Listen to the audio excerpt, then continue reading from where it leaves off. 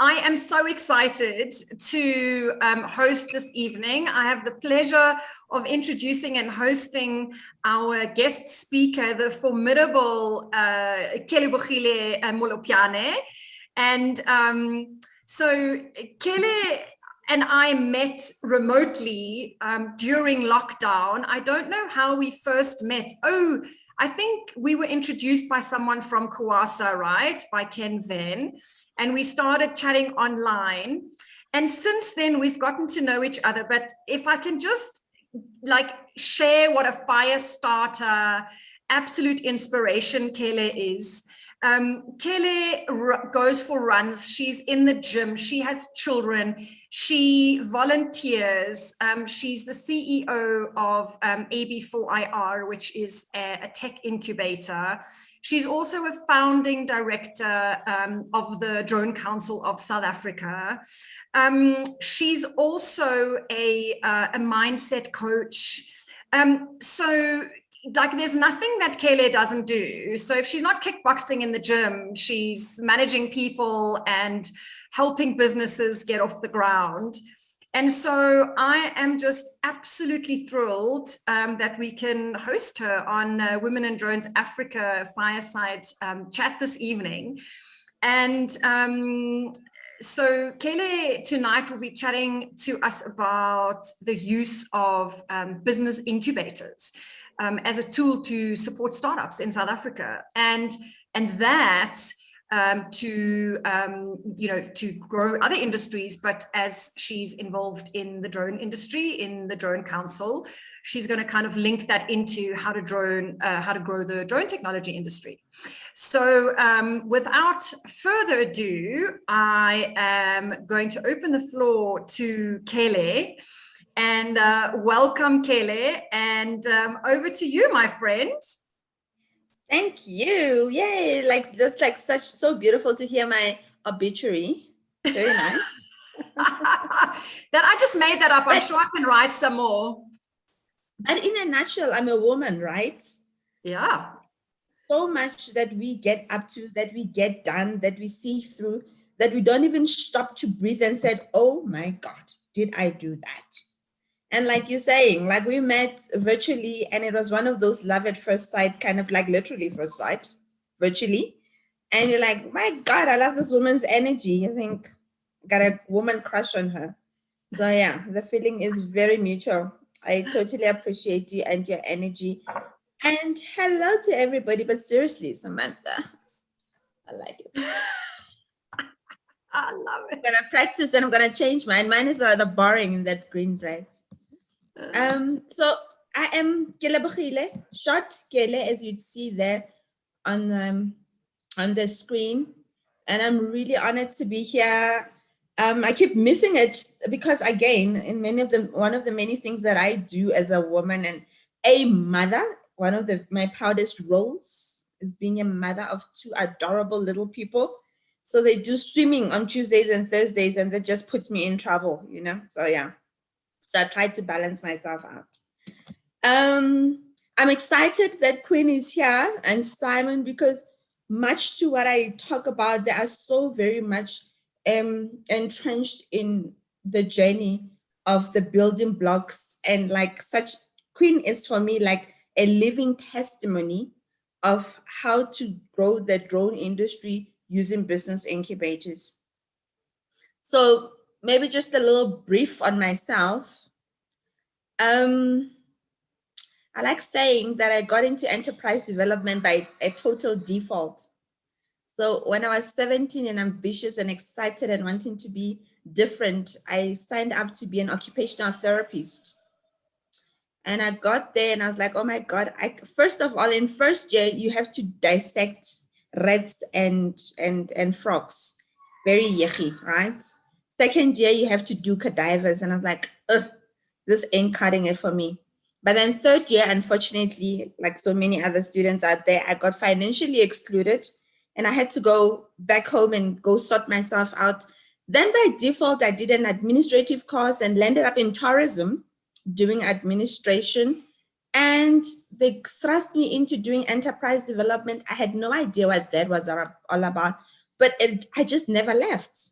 So I changed my degree. I did a business management degree instead with University of Pretoria, and I just kept growing in that space. I left tourism, went to private sector, didn't like it there.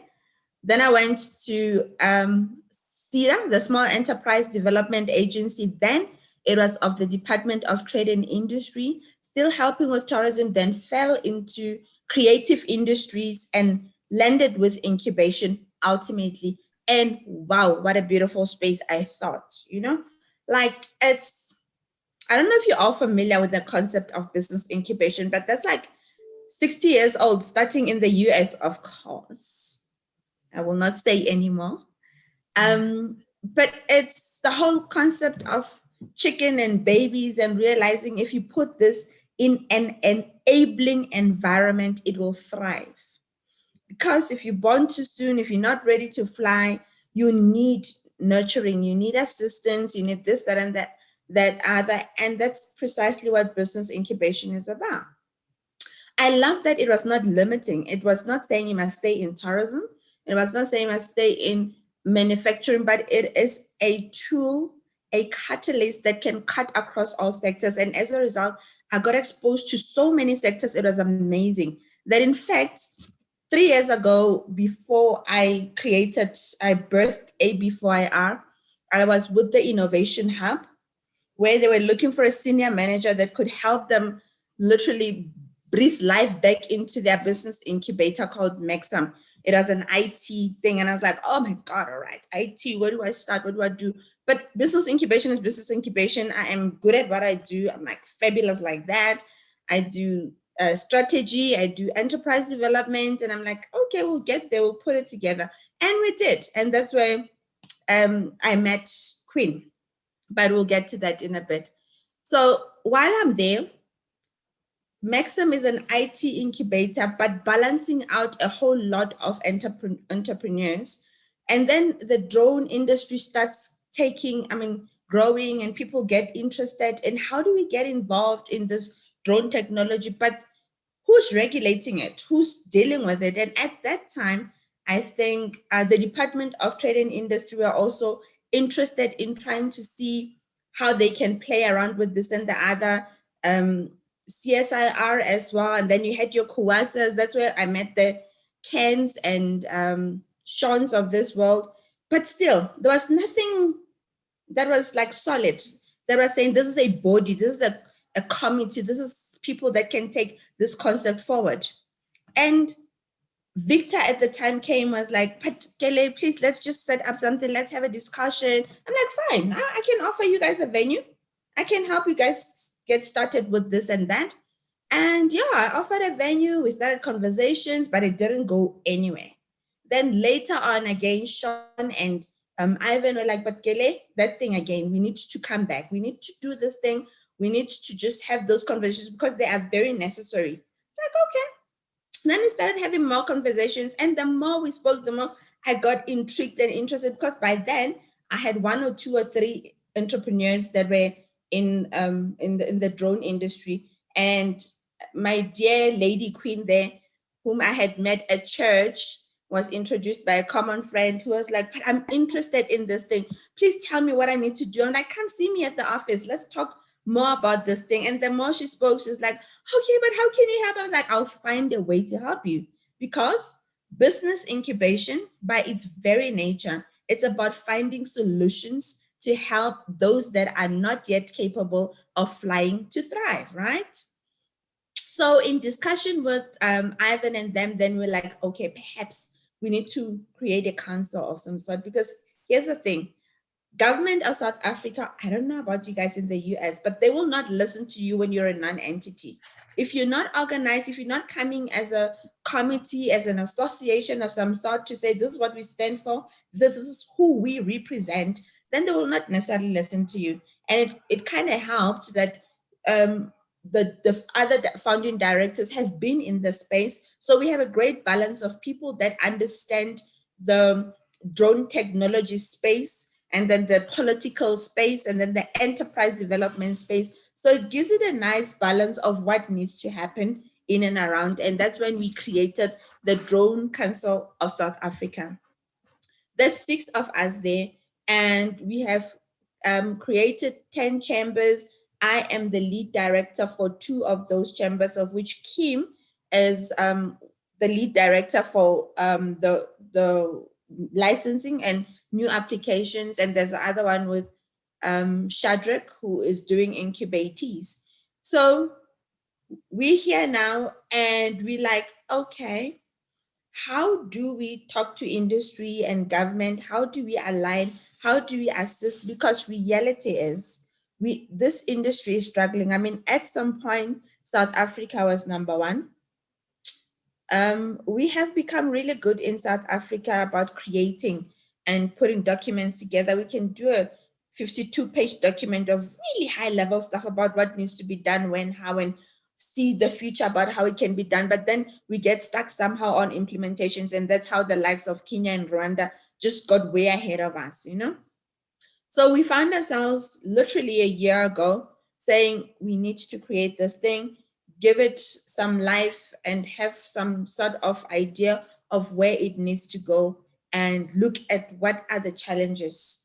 So therein, we hosted the first webinar, and what came out really apparent there was people frustrated and confused about the processes of what needs to happen for them to get licensed, and voicing that it is expensive, and trying to see how people can be helped to access this, that, and the other. And alongside that, while we're setting that up and running with that, I'm also running the business incubator, the Maxim at that time. And I have the likes of Lady Queen, who is like, person, I am here. I've just been to China. I have learned stuff, but I'm here now, and I need to bring this thing to life. Where do I go? How do I need to do this, that, and the other? And as an incubator, then we start looking at who's around, who can assist with funding, who can assist with training, who's offering this, that, and the other. And then she attended the accelerator program that Victor was offering at the time, and started networking with other entrepreneurs.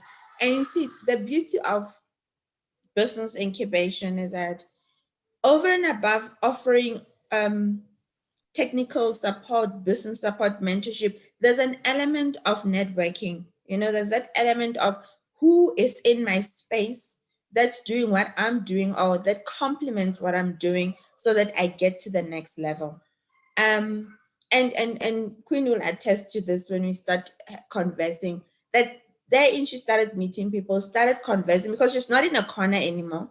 She's in an enabling environment that can say to her, let's go talk to that one. Let's try this part out. I remember she wanted to do a soft launch, and again, we can find money somewhere, help her to do a little event, to do this, that, and the other. And then we start talking, okay, it's beyond just the here, the now, and those that are perhaps in the loop. How do we go outside, create pipelines, and bring in more people in the space? Because the sector is also quite untransformed, in a sense that it is typical white male when you walk in the room. How do we bring in women? How do we bring in youth? How do we bring in Black people? How that diversity is the key. So again, with business incubation, currently as I speak, I'm working with Simon. We're just refining now, because it's an incubator currently with AB4IR. We are trying to see who are the partners out there that we can talk to, that are willing to sponsor programs. So Simon and I will be training 20 women, right, Simon? Or from the community, from the TVET in the communities that we operate in, on drone technology. Hopefully. 25, yes. Yeah, and five instructors. Yes. So I've gone out looking for money. and I have a partner that's helping me to do the training. And now we're like, how do we empower? Because remember, so I'm wearing 2 hats as an incubator, as a drone council director, where I have committed to transformation, bringing in more people, making sure that more people knows about this, and then they get licensed. And lucky for me, because I have a community, I have a tribe, I call them. Then you pull in Kim to say, my friend, this person needs support and advice because you've been in the system. How can you mentor the process through to get to the next level? So as an incubator, therefore, we would provide firstly premises where they can work from, because not all of them have access to the internet and the facilities that is required. And we can again provide that access to funding, access to resources, access to the networks that we are talking about, which makes it that much more exciting. So yeah, I am really, I'm thrilled. This is something I keep saying, you can wake me up in the middle of a very beautiful dream. I will not be very mad at you if you get me up talking enterprise development, you're talking incubation, and now I'm getting myself into this drone technology as well. It's so much growth, it's so much excitement. It's even more exciting when I know that I have contributed to the growth of someone like Lady Queen. When she got to my office, she was frustrated. She was like, oh my God, please, you guys, you have to take me. Have you taken me? And she's like, how do I get to the next level? But to be able to guide, support, and get to the level that she is now, I'm like, tell me business incubation is not working. Absolutely is, right? How do we make it possible for more people? Because truly, drone technology is booming, it is beautiful, it is possible, but only unless and until we create that safe space that people can understand. This is what needs to be done, because that is not very much clear for us. This side, we have an organization that's supposed to be helping, that is really crippling us. But in the meantime, there is so much that is like just frustrating people. How then do we chip in and make it easier for the likes of Lady Queen to fly? I'm excited. So maybe let me pause there, and then we can, if there's questions, and then we can interact more, and then, because I can go on for forever. I told you I'm passionate about this part. Kele, we can see your passion, and I think that's what makes a lot of us join these calls and wake up in the morning and do what we do, right? Yeah. But what I really, really love is the fact that you've got you on here talking about how incubation works, and you've got Queen on here who's, through sheer grit, tenacity, hard work. I mean, she's gone and lived in China for months, figuring stuff out and hustling, but also getting that opportunity to thrive on one platform. Like, how awesome is that, Queen? And thank you for allowing us to kind of highlight you. What do you say to all of this? Yeah, I don't know where to start. I'm a bit emotional. But we get very emotional on here. It's fine. We've had tears, we've had laughter. I have a session next week whereby I'll be nicely acknowledging everyone. On the 20-something, I'll be a guest speaker here. But maybe let me take the opportunity to acknowledge her.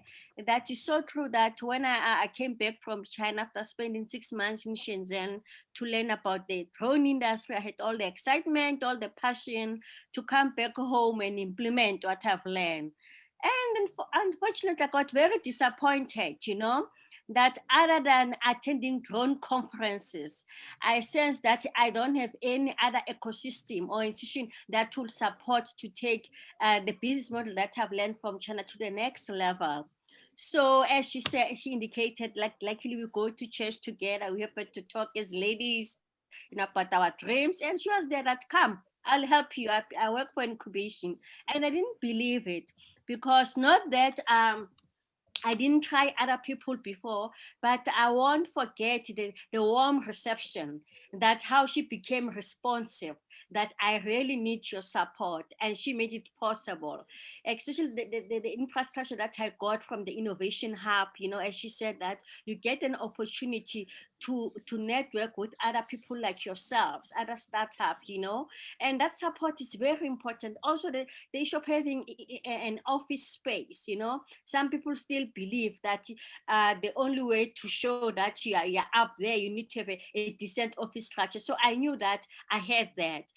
But what I also like about Kele is that she had an open door policy. I'll go to her office anytime, that no, I'm not winning here and there.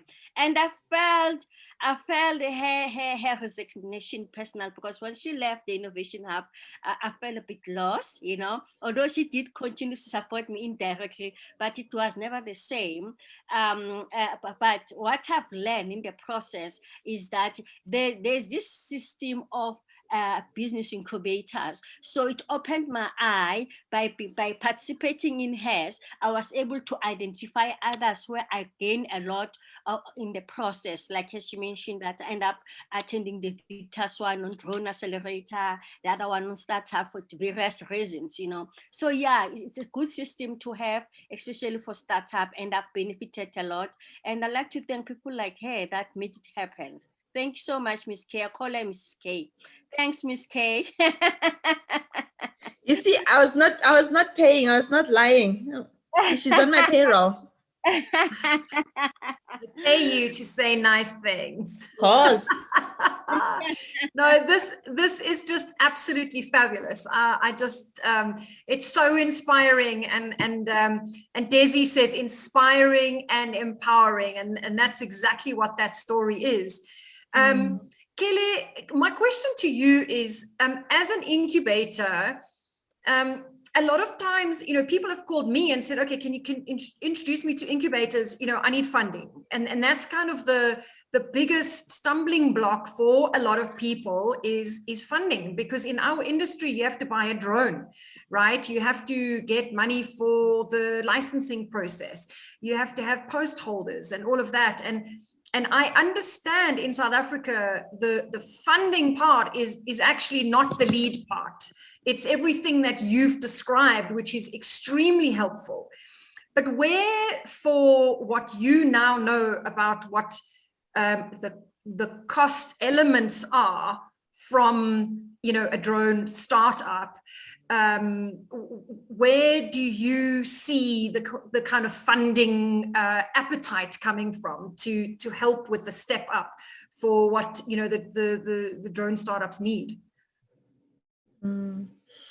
I think a whole lot of startups need funding for their licensing, because that process is so frustrating that they end up spending hundreds and thousands of rands, right? Yeah. But the challenge is the lack of understanding by funders in the space. Yeah. With everything else that is new, remember how banks used to be so scared, like, well, they still are, but most funders, when you say you're a startup, it's like you're a criminal. Like, we don't want anything to do with you. Like so many other things. So this is where the likes of the Drone Council comes in, to try to challenge industry to say, this is what this space is about. This is what is required. And for it to get to the next level, we need to get someone to commit to a funding pool of some sort that says, we will make available, say, on average, it's like 20, 30, let's say 50,000 to register and get a license, right? That's when you're not going through all the headache and paying 150 at the end of that. But when all systems are in place and everybody understands what needs to happen and what needs to be done, why not make available a special fund that just looks at that? Because currently what is available does not cater for the needs of drone entrepreneurs. So we from the Drone Council, South Africa, are looking into that, challenging the system, talking to the likes of DCDT, Digital Communications and Digital Technologies, the department thereof, talking to the likes of TITA, and to say, but why do we not challenge ourselves to make funds available. I mean, the cities have money, right? But then let's channel it so that it can support the very people that we want to empower and transform. Because how else is the industry going to be transformed and empowered if we are not consciously putting money into it? So the greatest funding need where drone entrepreneurs are concerned is towards licensing, because obviously they can't fly commercial drones if they're not licensed, right? But then if they have to work under other people's ROC as well, that's going to create such a congestion. By the end of the day, the poor people will be frustrated. So we need to come up with a way, even if it's limited to, like, say, funding 10 SMEs a year or something, but that will make a difference. And it will be a start in the right direction, creating like a pilot program of some sort. So the challenge is that the industry does not understand, and that includes both government and private. And there is no dedicated funding that speaks to that, because they want to buy equipment. All of them, when you say you want drones, they'll much easier buy you a drone than to help you with licensing. But what good is a drone if you're not licensed to fly it, right? Yeah, exactly. The other challenge, I believe, is the fact that, some of these incubators, not incubators, funders, require these startups to have, 5 years of audited books. Well, our industry is not even 5 years old. Well, we're coming into our 6th year now. So, there's a very, very small number of operators that could even do that, So now these guys go and they say, well, no, I've just started. I can't show profit. Or they say, you need to come with an order book, But so there's a risk appetite that's missing, right? True, but that talks back to that point that I'm making, that industry does not understand. And I feel like they're just not taking the time to learn about the sector. Because once you sit back and really try to understand what goes into, then you'll adjust. Because how do you request somebody to have audited financials of 5 years in an industry that's like basically 3 years old, for that matter? How do you mean by that? Exactly. Is there anyone else that has questions for Kele? In the meantime, while we wait for some hands, the other thing that I was going to ask you, so besides your incubator, which will offer a home and advice and marketing and potentially the connection and what have you, what is it besides money, which is obviously number one, or at least one of the most important? What is it that the private sector can do for you and the incubatees? Mentorship. Mentorship goes a very, very long way, because again, fairly new. If Kim has been there, done that, and understands the struggle that she herself has gone through and has seen how best to go around it, then it makes it easier for the next person to come along. I always say, like, I learned this term and I'm like so in love with it. Let's lift as we rise. Yes. When you get to the next step, let's pull somebody else up to get them. There's no need for them to go through the hustle that you went through. Because when the less people struggle, the better for the industry. So let's avail mentorship. Let's avail internships. Let's bring more people in, because again, Simon and I are going to train these kids. We will need for somebody to absorb them, because there's no use training them about drone technology, 3D printing, aerial photography, and cinematography. And then what? The industry needs them. But before you can go and crash some drones, you need to literally be absorbed by somebody that can give you an internship, that you do this every day somehow. So let's just open our doors to teach more people, mentor more people, coach more people, because unless and until we do that, Yeah. We don't want white elephants, man. We really don't. We don't want more drones crashing. Yeah. Those things can be avoided. We want growth of the sector. Yes, 100%. Are there any questions for Kele? Who's got questions or comments? Maybe Afuma. I can ask something, and Kele, your experience, because you're on the other side now. I think you've learned your lesson while you are running a government-aided incubator. I know the other one, the current one still, but not at the extent. What have you learned, and what are you improving in your new incubation system? Because I had some reservation, and I know that you have as well with your previous employer, but any area that you are iterating, you are pivoting, because you're in a different environment where you have a total control compared to before. Flexibility is key. You see, especially for tech incubators, I'm sure we've all seen how things can change in a flash, right? So if we are operating in this space, ICT, tech, whatever we call it, what worked yesterday does not work tomorrow, kind of thing.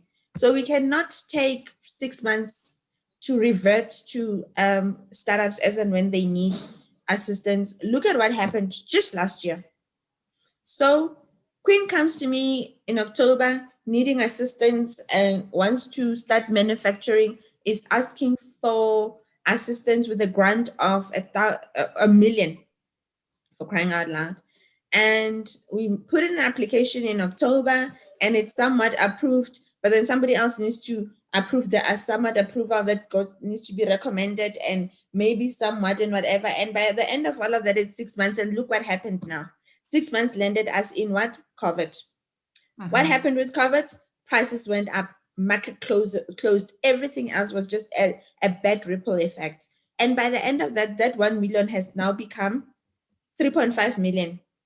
And then when the approval comes in, we still give her the million, but things have become 3 times more expensive. How are we assisting the situation? We're not. I wish if there was a magical wand that I could wave, would be for people sitting behind the desks to understand the importance of flexibility, agility, and just responsiveness to the startup needs, especially the ones that are in the tech space. I've been in very frustrating situations where I myself understand and leave COVID out of it. Like just generally, there's price increases all the time. Tech space is very, very, very fragile, really, seriously. So it wasn't much when you applied for it and I give you money in October. Can you imagine? That technology is not even relevant anymore before we go somewhere else. So that for me, I think Lady Q was the greatest lesson, and I am much more excited now because I have like 150 flexibility to do what needs to be done, to a point that, I mean, AB4IR is only fully operational for a full year, but the kind of things that we have been able to do has been amazing because we understand that you need to be agile, you need to respond very flexibly. So because just the solution that you thought is relevant 2 hours ago, let's even leave a week, a day, a month, or something like that, just 2 hours ago, stock markets changed, something shifted, and COVID happened, and then we closed. We thought the president was not going to close to level 1, it now is close to level 5. Can you imagine? All that happens in a matter of hours. So the ability to just be flexible and respond and attract partners from all over the world, it's just amazing. I promise you, it is just, we're able to rope in and grow and watch the space as we change the communities one startup at a time. Wow, thank you. That's a very good point. Agility and being able to pivot and move fast, right? Yeah, well, you know, and we have to do that. And I know it's a completely different topic, but, you know, when we send out quotes for clients, we have to literally say that on equipment that's part of a solution, that quote is relevant for 1 day. Yeah. Because the rand dollar moves so quickly Thank and you. so extreme sometimes that by the time that they now come back a month or 2 or 3 later and they go, oh, are your prices still valid? We're like, no. Yeah. Yeah. I always give an example that I once went to London a couple of years back. I went to London. When I left, it was 1:18 US dollars, and Zuma was still the president. And when I landed and I wanted to withdraw some money, it was 1:20. I was like in the air for just 10 hours. Like, seriously, how bad could that be? So can you imagine, like, what else can go wrong in a couple of months? Yeah, that is very true. Hey, Yeah. Kele, Mafo had her hand up, but she says you have answered. So Mafo, if there's anything else you want to ask, go ahead. I think, though, through your conversation with me. Is there anything else, Mafo, you wanted to follow up on? Yes. For the trainings that you're saying, you'll be training about, is it 5 to 20? Is it young? Is it only South African citizens? Yes. For now it is. So we're doing it on site at our business incubator based in Mabopane in Pretoria, in partnership with the Goethe Institute, targeting the unemployed youth there. Okay. Where are you based, Mafumas? Zambia. Okay. We'll come to Zambia. Don't stress. We'll come to Zambia. We need you like right now. We will come there. Like, look, I am all about partnerships. Really, we can do so much more when we join our hands together, as opposed to when we try to compete with each other. Because I mean, I could just as easily have decided to create my own drone technology program rather than say to Simon, let's work together and get things done. So see how much time I have saved in trying to work with somebody that's been doing this thing for forever, and then we come up even more powerful because I'm powerful at what I do, he's powerful at what we do. We put our heads together, we come up with even more brilliant solutions. So same applies to you. We can create the platforms, you get the people, we help you raise the money, we'll come there and work with you. Amazing. Ella, and I see another hand up, but let me just ask the question that Sibusiso wrote. Sibusiso asks, Kele, what advice would you give someone that wants to start a drone research/consulting startup?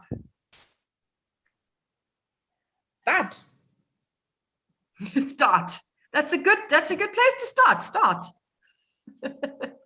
If you want to do it, look, it's an amazing space. There's a whole lot of gaps. There's a whole lot of things that can be recommended. There is a whole lot of areas, particularly for both elements of private sector and public sector. They can make so many recommendations.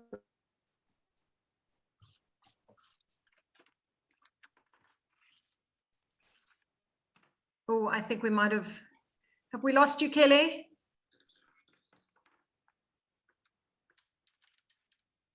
Or we may have lost Kele. Nziki, you had a question, right?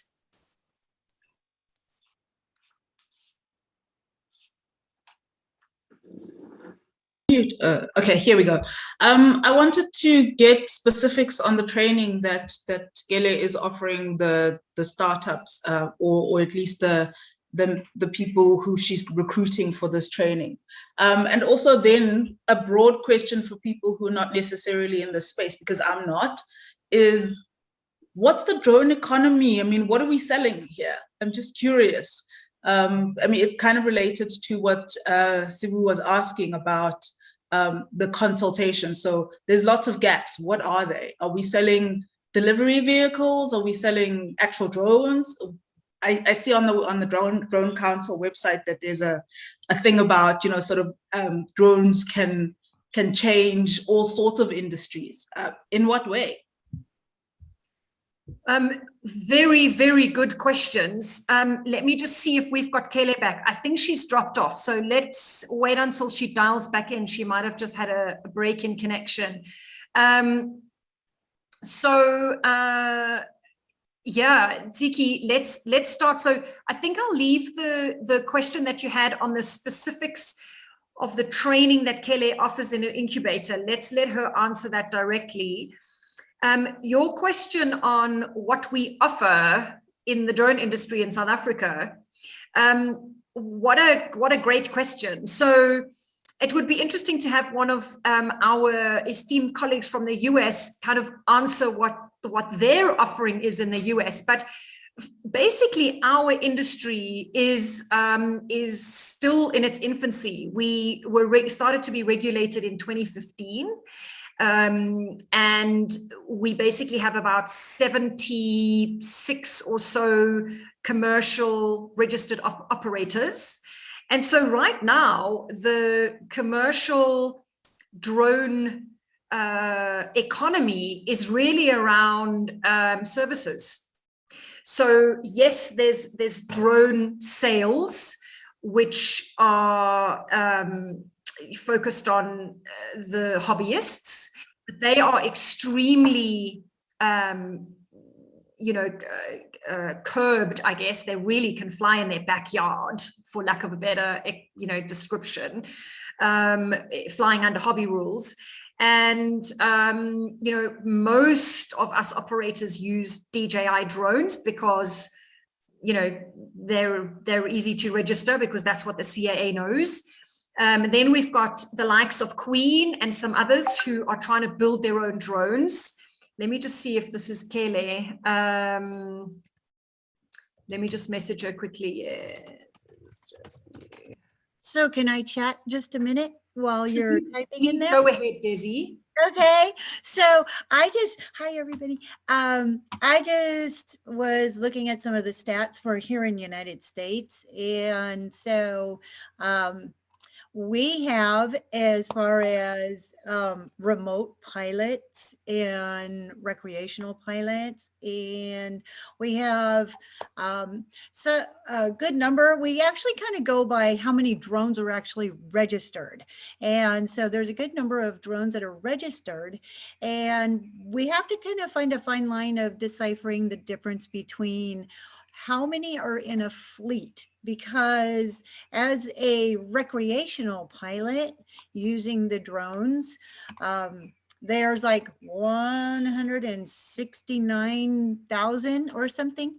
And there's some of them are registered as recreational, but some are actually being used in the commercial side of things. So as a recreational pilot, you get one number. As a commercial pilot, you register individual drones. So a commercial business would actually have a fleet of them. So there's a little bit of a difference in there between how many are actually being used for commercial purposes.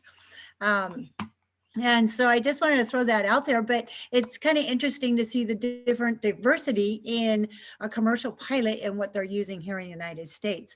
We could use it as the R&D for research and development. We could be using it for monitoring. We can do it for, even the film industry is using it for using them here. So not sure if that answers any of the questions, but I think it's exciting to know all those stats in there and kind of how things work, here in the United States. Different training for both. Yeah, no, that was helpful, Desi. Thank you so much. It gives more context. Ziki, did we answer some of your questions? Oh, you said, okay, that was useful. Oh, here we go. Kele's managed to come back in. Okay. Ziki, did I give you some kind of context from a South African perspective? Yes, definitely. I think that there's an opportunity for advocacy in terms of expanding registration for businesses. I mean, 76 is hardly a number. And that's where the Drone Council comes in, right? Yeah. So yeah, that's exactly what we're trying to do. There probably are many more that under some of the ROCs, because that's actually something that is of importance. It's a quicker, easier, kind of more cost-effective way. So a lot of, kind of one-person businesses work under someone else's kind of legal cover. But then, of course, we're really trying. And that's what Kele was saying earlier on around, people like Queen who actually want to manufacture. So wouldn't it be awesome if we could, instead of importing drones, use our local drones? And if the cost of that makes sense, and the after-sale service is great, and the reliability is great, and all of that, why not? I would rather, support local if I could get the same quality of aircraft here through a local manufacturer than I could bringing it in from China. Sounds like a good plan. We should do that with medicines too, but that's another discussion. Absolutely. So I just had a few other questions. So Kele, I'm sorry you dropped off. Welcome back. So let's quickly go back. And Ziki also had a question for you around, she was interested in understanding what your training is that you would offer through your incubator. Training for drones. Around drones or just generally? Sorry, you were talking about this upcoming training, the people that you were going to train, the 20 or 25 people. So I was just curious about what it is that you were going to train them to do.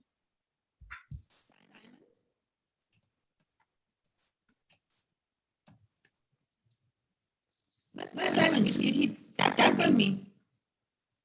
Kele, your sound is very broken. I'm not sure why. Yeah, it's not great. Can you hear me now? No. I can hear you, but it's distorted. But it's acting up. Yeah. Okay. Simon's still here. Simon is still on, I think. Yes, Simon, are you on?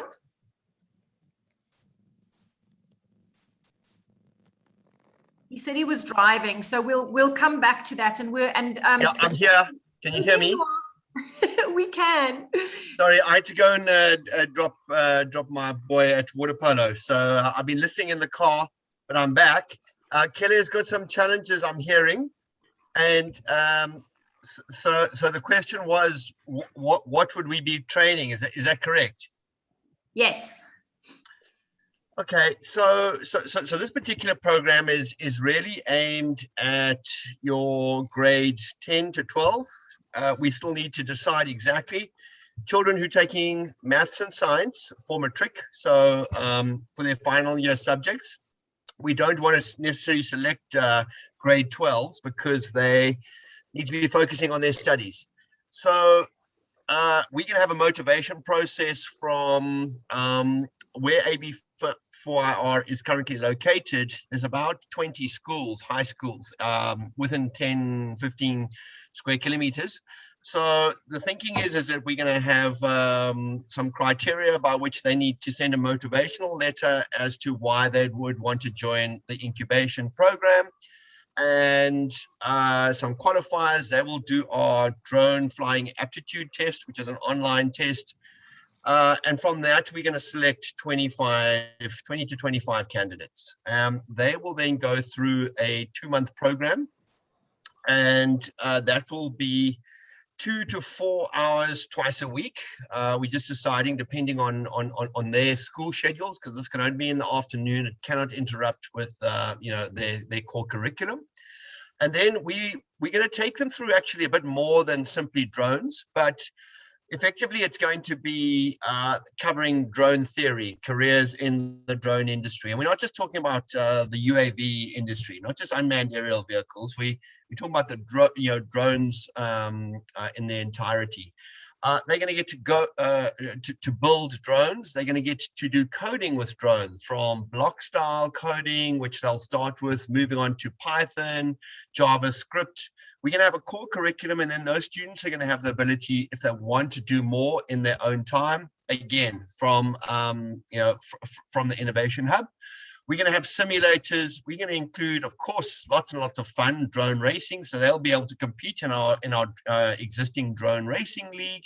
So that's really sort of on the drone side of things. But then we're going to be bringing in aerial cinematography for those students who want to understand the creative aspects to utilizing drones. But we're going to have a project, and they're going to have an assessment whereby they actually going to have to do a video, film a video, bring in sound, music, etc., etc. So they're going to have a project around that. And then we're going to bring in some applications in agriculture. We have to pick one. So we're going to choose agriculture, and from that, it'll be a second project, and they will learn how to use software, whether it's Pix4D or Drone Deploy. We haven't quite decided. We might use Aerobotics, which is obviously a South African Cape Townian invention, which has now got offices around the world. And we're going to bring in some 3D printing as well, because 3D printing and the drone industry are very closely aligned. It's a very key 4IR technology that has come down in cost significantly. So that's going to be a fairly intense 8-week program. And on top of that, we're also going to train we haven't decided, 3 or 5 of Kele's instructors, which they're going to be unemployed youth who have done matric, so final year maths and science, and they need to demonstrate. We'll have some qualifiers as well, similar to the students, but a little bit more intense, because it's important that, let's call it, millennials are training these young 16, 17-year-olds, and from the local community as well. And we need to be upskilling too. So we would like to be choosing a much bigger number of students and a much bigger number of instructors, but slowly catch the monkey, because we need to prove this model first. I've been doing it for over 4 years, but in this environment, we need to prove it. We need to get it right. And that's going to be the case study for Kele then, to be able to go out to other potential sponsors, investors, funders, etc., to say, let's go and replicate what we've done. These are our learnings from what we've done. And we can either downscale the budget, or we can increase the budget. We can go a lot more in depth, bearing in mind that we are not training these students to become commercial pilots whatsoever. First of all, none of them will be 18 yet, except for the instructors. They'll be over 18. But this is really an introduction to the drone industry, a number of 4IR technologies, so that they can then decide, do I want to go down a drone operations, commercial drone pilot route? Do I want to go down a software developer, computer science, program, application development route? Or do I want to go into a manufacturing engineering route? So we're giving young adults who haven't finished school yet, we're opening up really sort of their eyes and exposure to the drone industry. There's lots more we could be doing, but we don't want to, we don't want to throw too much at it to start with. Yeah. So I hope that gives an idea and an answer to what we're going to be covering with these incubatees. Well said. Wow. Woo, very exciting. That's amazing. Thank you, Simon. Okay. Ella, you had a question. Your hand's been up for ages. I'm sorry. And Kele is back. Shall we ask the question and then see if Kele is connected? Yeah, sure. One of the question I wanted to ask is, when are they coming to the Free State? But that was a while ago when we were speaking about that. So they can come here. So for our friends in the US, from where I am, where Ella is probably about 3.5 hours by vehicle.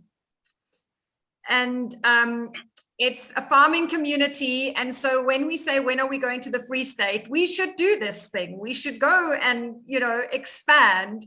But yes, Ella, we'll we'll come and visit you soon with all these things. That would be so exciting because we have the farmers' children. Some of them are in matric right now, and some of them a bit younger. And I think for people like them, it will be really life-changing if they can get an opportunity like that. So if we have someone that we would like to say, we have this person, their marks are good, they want to do that, how do we tell Kele, okay, how do they take up new people? It's all fund based, right? So if we've been with Simon, we've been forever trying to get the World Bank to commit to doing a program, because they're the World Bank, they have money, but we have not been winning there. So hence as well, Simon is saying this is going to be a pilot project for us.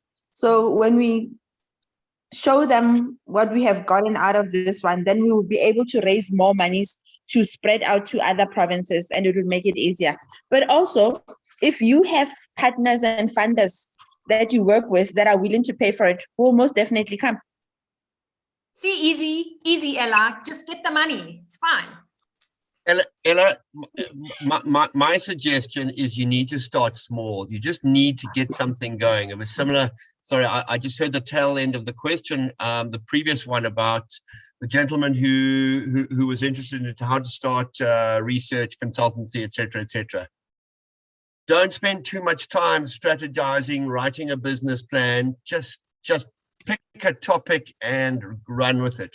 I've been around for a while. I've built a few businesses. A few have fallen over when I was younger, spending way too much time building plans, trying to find the budget for an event that was all bells and whistles. Just get something going is what I suggest. And it doesn't have to be 20 students or 25 students over 2 months with 8 to 10 hours a week. It can be a small workshop with 10, 15, and the power of PR, the power of social media, by getting some great pics, maybe some moving footage, get it out there. Let me tell you, Kele is far more connected within the corporate world and access to funding out there, whether it is the World Bank or whether it is an international grant funding institution, whatever that may be.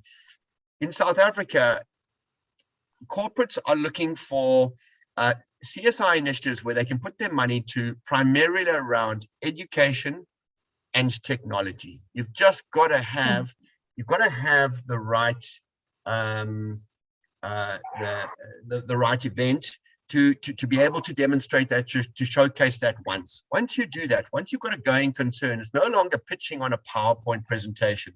It's no longer pitching on an Excel spreadsheet and saying, this is the idea I have, this is what I'd like to do. Get out there and do it. And Ella, to be perfectly honest, we've got a few schools. Actually, sorry, at the moment we've got 2 schools in the Free State. We've got Kira Bloemfontein, and we've got St. Patrick's in Kimberley. Is Kimberley Northern Cape or Free State? Excuse me, Northern Cape. Northern Cape. Okay, apologies. But yeah, we've got a school. We've got a Kira school. I can put you in touch with them, and perhaps it's just about getting something small going. And from there, then you've got a case study, and you can go out to market and say, okay, let's grow this. So reach out to me. I'd be happy to give you some pointers. The more of these little incubatees that we have got that start small and grow, we're in 6 provinces around the country. So that means and Namibia. So that means we've got schools that are also looking for CSI programs to potentially to partner with as well. So just get going. But yeah, I'd be happy to point you in the right direction. That's amazing. Thank you so Ella, much, I'll connect you to Simon, right? Reach out to Simon and start chatting. This is exactly what we were chatting about the other day, right? Yes, thank you so much. You've just made Ella's day. Listen, guys, I am aware of time. I'm sorry, Miss Kele, we lost you a couple of times. We've had some really good questions. Kele, thank you so much for sharing what you do and sharing your passion. Queen, thank you so much for sharing your story that fits into part of that. We've also had someone who's asked some really, pointed questions as I'm assuming an outsider to the industry in Ziki, who please connect with me. I'd love to connect you to some of the players here to, to share more information. Sharon or Desi or Samantha, anyone have some closing comments before we close our fireside chat for this week? I would just say great conversation. This is exactly why we launched Fireside Chat, because it's dynamic. It gives people the network and the connect. And I just love all of you for what you're doing and the energy that you bring to this. So thank you. Thank you so much, Sharon. And Simon for your input as well. Very inspirational. These are recorded, so we will have them up to share on. And please register for our chats every week. And bring a friend, bring a buddy, and remember, this is our weekly drone date. So, and Kele, you now deserve your glass of whatever you're going to have in your cup. I am so going to have my mellow. Yes. Thank you very, very much. Remember also to join Women and Drones. I think Sharon posted the link there. So thanks so much. And Mafu, I will see you on Saturday. We can't wait. Thank you, Kim. Brilliant. Thank you so much, everybody. See you next week. Thanks.